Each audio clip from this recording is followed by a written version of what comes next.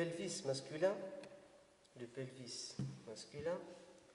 est constitué à sa partie postérieure par le rectum. Ici, c'est l'ampoule rectale. Puis, se continue avec le canal anal, puis l'orifice anal. Ici, l'ampoule rectale, ses deux tiers supérieurs sont couverts par le péritoine. Pour le bas appareil urinaire, ici, il y a la vessie. Le bas appareil urinaire est constitué par la vessie et l'urètre, qu'on va le voir en coupe sagittale. Ici, la vessie, à ce niveau, au niveau de l'apex de la vessie, il y a l'orac. Ici, c'est l'orac, avec ligament ombilical à droite, ligament ombilical à gauche, qui ne sont que les deux artères ombilicales qui ont servi à la vascularisation du fœtus pendant la vie intra-utérine et qui vont être collabés et former ces deux ligaments. Ici, plus latéralement, il y a l'artère et la veine épigastrique inférieure, ici de part et d'autre. Entre l'orac et le ligament ombilical, il y a une fossette qu'on appelle fossette inguinale médiale. Puis, entre le ligament ombilical et le pédicule épigastrique inférieur, il y a fossette inguinale latérale, médiane, moyenne, puis latérale en dehors du pédicule épigastrique inférieur. Ces fossettes constituent des points faibles de la paroi abdominale. L'appareil génital chez l'homme, la majorité de cet appareil est à l'extérieur. Ici, il y a le testicule avec l'épithydium,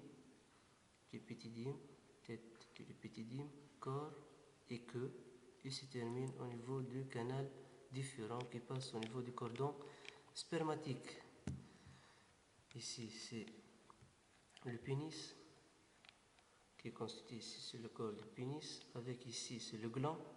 Le gland est couvert ici par un manchon plus ou moins complet qu'on appelle ici le prépuce, qui est circoncisionné chez les musulmans.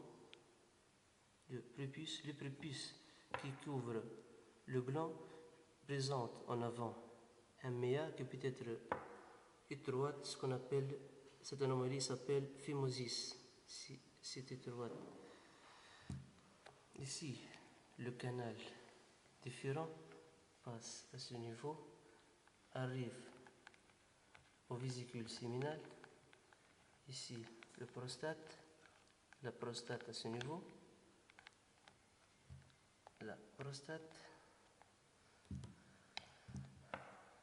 en coupe sagittale.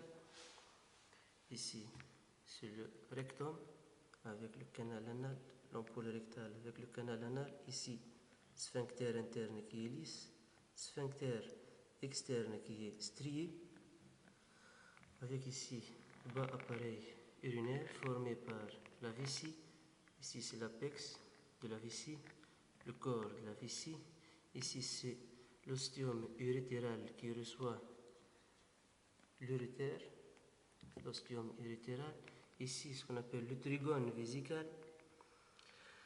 Ici, c'est l'urètre intramural ou intravésical, puis l'urètre prostatique qui reçoit le canal éjaculateur.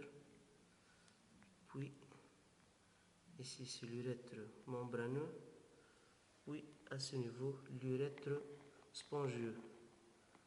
L'urètre spongieux qui se termine en avant par méa urinaire au niveau du gland.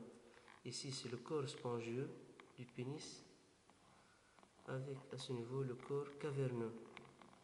Corps caverneux et corps spongieux. Chez les hommes âgés, souvent il y a ce qu'on appelle l'hypertrophie de prostate qui est souvent bénigne.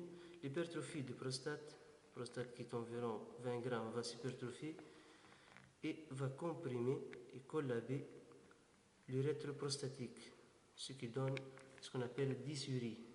À la fin de chaque miction, chez ces hommes, il y a un résidu post-mictionnel au niveau de la vessie.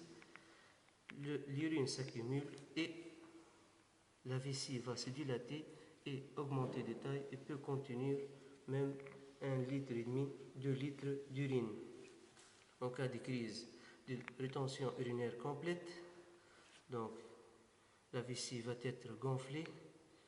On voit devant ici une voussure qui est douloureuse à la palpation, de tonalité liquidienne, et ce qu'on fait est d'entrer de l'urètre une sonde qu'on appelle sonde urétérale qui passe au niveau de la vessie pour la vider. Ici, il y a échec de cette opération, donc on va faire juste au-dessus de la symphyse pubienne, ici au niveau du pubis, juste au-dessus, une petite anesthésie, et on va entrer une aiguille de gros calibre qu'on appelle trocar. C'est la ponction suspubienne, directement pour vider la vessie car il y a risque sur les reins. Ici, il y a entre vessie et symphyse pubienne, à ce niveau, il y a un espace cellulo-graisseux qui contient des sinus veineux qu'on appelle l'espace de Redius. L'espace de Redius, qui est riche en plexus veineux, peut, chez certains sujets qui sont victimes, par exemple, des accidents de voie publique, peut saigner à l'intérieur après avoir des micro-déchirures, et ces saignements vont se faire goutte à goutte. C'est pour cela que ces sujets peuvent être au début sans aucun signe et en bon état général, mais après ils peuvent présenter des tas de chocs car cet espace peut recevoir même 1 litre, 2 litres de sang qui s'accumule en quelques heures. C'est pour cela, pour chaque victime d'un accident de voie publique, la surveillance pendant des heures est systématique.